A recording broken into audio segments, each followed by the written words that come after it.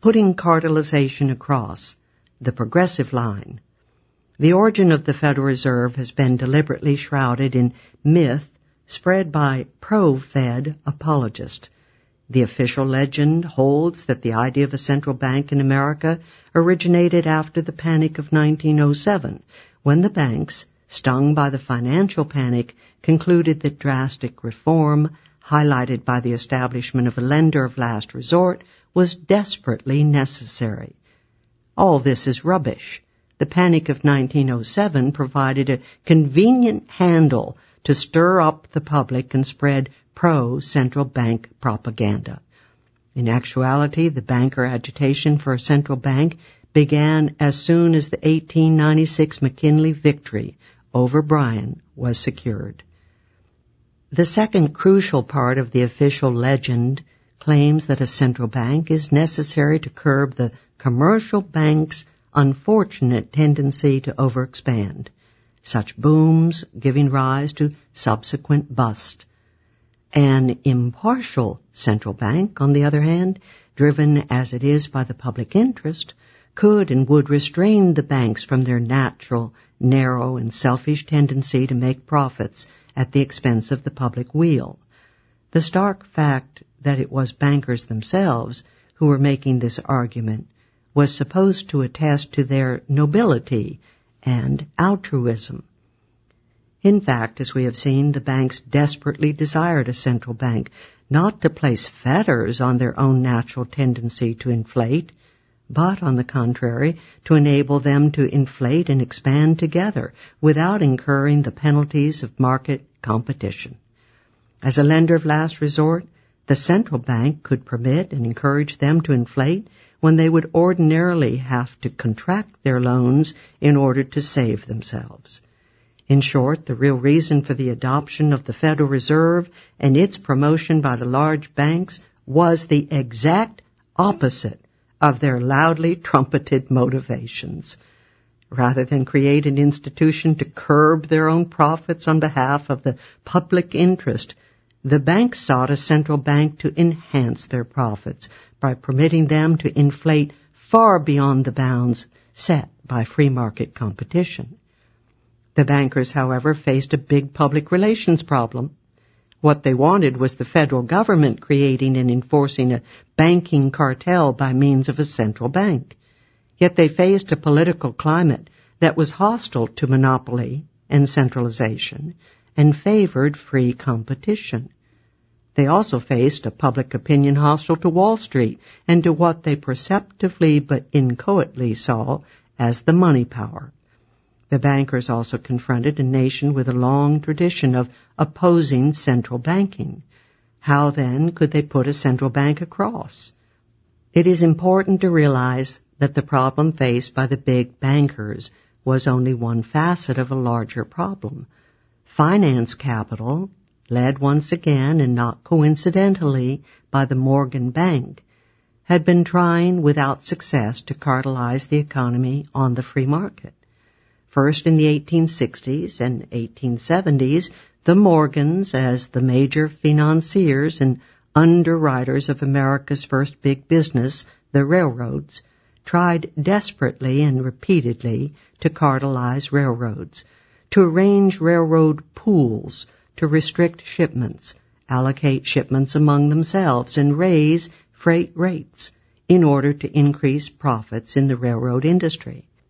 Despite the Morgan clout and a ready willingness by most of the railroad magnates, the attempts kept floundering, shattered on the rock of market competition, as individual railroads cheated on the agreement in order to pick up quick profits, and new venture capital built competing railroads to take advantage of the high cartel prices. Finally, the Morgan-led railroads turned to the federal government to regulate railroads and thereby to enforce the cartel that they could not achieve on the free market. Hence, the Interstate Commerce Commission, established in 1887. In general, manufacturing firms did not become large enough to incorporate until the 1890s, and at that point the investment bankers financing the corporations, again led by the Morgans, organized a large series of giant mergers, covering literally hundreds of industries. Mergers would avoid the problem of cheating by separate individual firms, and monopoly firms could then proceed peacefully to restrict production, raise prices, and increase profits for all the merged firms and stockholders. The mighty merger movement peaked from 1898 through 1902. Unfortunately, once again, virtually all of these mergers flopped badly, failing to establish monopolies or monopoly prices, and in some cases steadily losing market shares from then on, and even plunging into bankruptcy. Again, the problem was new venture capital entering the industry, and, armed with up-to-date equipment, outcompeting the cartel at the artificially high price. And once again, the Morgan financial interest, joined by other financial and big business groups, decided that they needed the government, in particular the federal government, to be their surrogate in establishing, and better yet, enforcing the cartel. The famed progressive era, an era of a great leap forward in massive regulation of business by state and federal government, stretched approximately from 1900 or the late 1890s through World War I. The progressive era was essentially put through by the Morgans and their allies in order to cartelize American business and industry, to take up more effectively where the cartel and merger movements had left off. It should be clear that the Federal Reserve System, established in 1913, was part and parcel of that progressive movement. Just as the large meat packers managed to put through costly federal inspection of meat in 1906 in order to place cripplingly high cost on competing small meat packers, so the big bankers cartelized banking through the Federal Reserve System 7 years later. Just as the big bankers, in trying to set up a central bank, had to face a public opinion suspicious of Wall Street and hostile to central banking, so the financiers and industrialists faced a public steeped in a tradition and ideology of free competition and hostility to monopoly. How could they get the public and legislators to go along with the fundamental transformation of the American economy toward cartels and monopoly? The answer was the same in both cases. The big businessmen and financiers had to form an alliance with the opinion-molding classes in society in order to engineer the consent of the public by means of crafty and persuasive propaganda. The opinion-molding classes, in previous centuries the church, but now consisting of media people, journalists, intellectuals, economists, and other academics, professionals, educators, as well as ministers, had to be enlisted in this cause.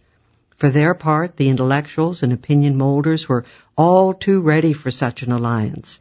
In the first place, most of the academics, economists, historians, social scientists, had gone to Germany in the late 19th century to earn their PhDs, which were not yet being granted widely in the U.S. There, they had become imbued with the ideals of Bismarckian statism, organicism, collectivism, and state molding and governing of society, with bureaucrats and other planners benignly ruling over cartelized economy in partnership with organized big business. There was also a more direct economic reason for the intellectuals' eagerness for this new statist coalition. The late 19th century had seen an enormous expansion and professionalization of the various segments of intellectuals and technocrats. Suddenly, tool and die men had become graduate engineers.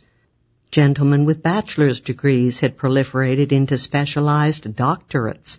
Physicians, social workers, psychiatrists, all these groups had formed themselves into gilding and professional associations. What they wanted from the state was plush and prestigious jobs and grants, A, to help run and plan the new statist system, and B, to apologize for the new order. These guilds were also anxious to have the state license or otherwise restrict entry into their professions and occupations in order to raise the incomes of each guildsman. Hence the new alliance of state and opinion molder, an old-fashioned union of throne and altar, recycled and updated into a partnership of government, business leader, intellectual, and expert. During the Progressive Era, by far the most important forum established by big business and finance, which drew together all the leaders of these groups, hammered out a common ideology and policy program, and actually drafted and lobbied for the leading new progressive measures of state and federal intervention, was the National Civic Federation. Other similar and more specialized groups followed. It was not enough, however, for the new statist alliance of big business and big intellectuals to be formed. They had to agree, propound, and push for a common ideological line, a line that would persuade the majority of the public to adopt the new program and even greet it with enthusiasm. The new line was brilliantly successful, if deceptive, that the new progressive measures and regulations were necessary to save the public interest from sinister and exploitative big business monopoly, which business was achieving on the free market. Government policy, led by intellectuals, academics, and disinterested experts in behalf of the public weal, was to save capitalism and correct the faults and failures of the free market by establishing government control and planning in the public interest. In other words, policies such as the Interstate Commerce Act, drafted and operated to try to enforce railroad cartels, were to be advocated in terms of bringing the big bad railroads to heel by means of democratic government action.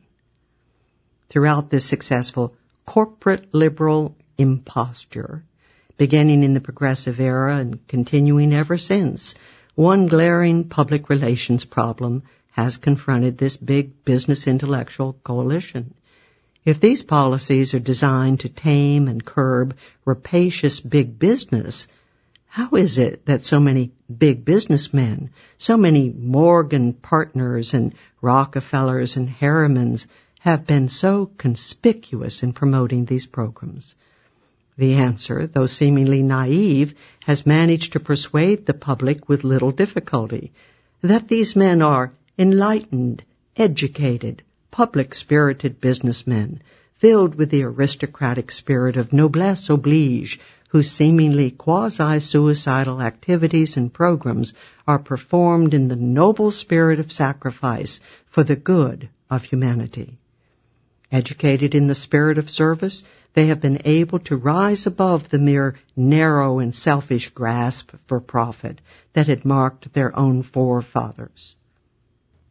And then, should any maverick skeptic arise who refuses to fall for this hokum and tries to dig more deeply into the economic motivations at work, he will be quickly and brusquely dismissed as an extremist, whether of left or right, a malcontent, and, most damning of all, a believer in the conspiracy theory of history.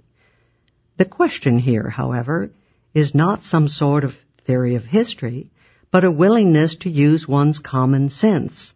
All that the analyst or historian need do is to assume, as an hypothesis, that people in government or lobbying for government policies may be at least as self-interested and profit-motivated as people in business or everyday life, and then to investigate the significant revealing patterns that he will see before his eyes.